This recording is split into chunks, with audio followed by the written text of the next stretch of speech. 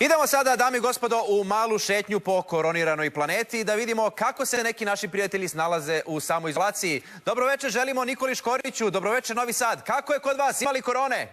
Ima Zoki, ima korone, jašta, evo vidiš, ja sam u potpuno kućnoj varijanti, sad sam pravo kosu, izvini, taman si me uhvatio, da kažem, na krivoj nozi, ali korone ima, ona je jako mala i to je problematično, ona se ne vidi dobro i, mada kažu noću kad zasija može da se vidi.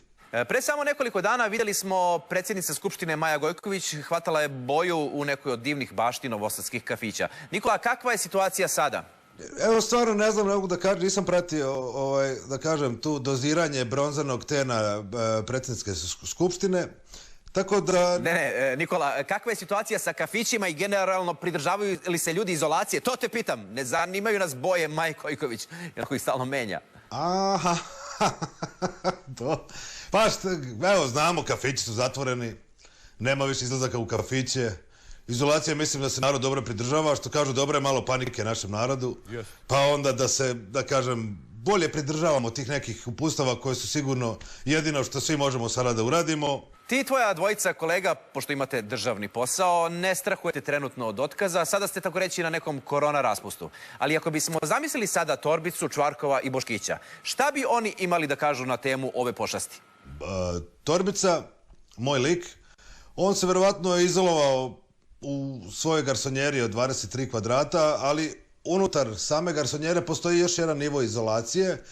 On i njegova žena Smiljka odvojili su se najlonom od ostatka, da kažem, uzeli su 6-7 kvadrata sebi, a ostatak su ostavili svoje dvoje dece i buduća snajka Slavica, znači Milan, Milica i Slavica su nekih 17 kvadrata, a Torbica i Smiljka su u svojih 6-7 kvadrata, sve je to naravno dobro pokriveno, Torbica završio opšte narodnu obranu, društvenu samozaštitu, skoro završio, to je dobro pokriveno najlonom, tako da tu kontakata nema.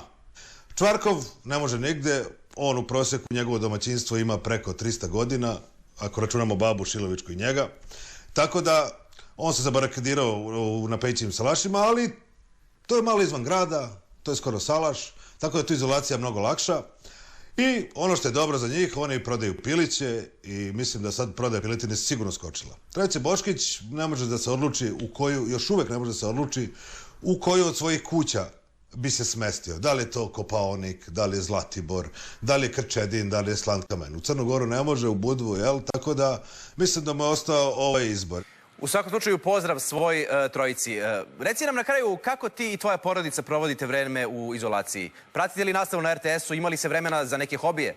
Inače, vremena za hobije imamo. Ja sam čak izmislio, da kažem, jednu novu vrstu hobija koju pokušavam kasnije da pretvorim u biznis. To učim sada decu, da mi s čačkalicama tetoviramo. Kako da objasnim? Kupili smo dosta one kane i sad vežbam decu na sebi, dakle, da rade privremene tetovaže čačkalica na mene. To su razne tetovaže, to je ostrog veliki na leđima, to su Slavica, ona Miroslavljevo evanđelje fontom, to je kineska slova svih, ne može nam niko ništa, ličani smo sudbine. I tako, kako da ti kažem, bavimo se time, ubijamo vreme koje nam za sada dosta brzo prolazi.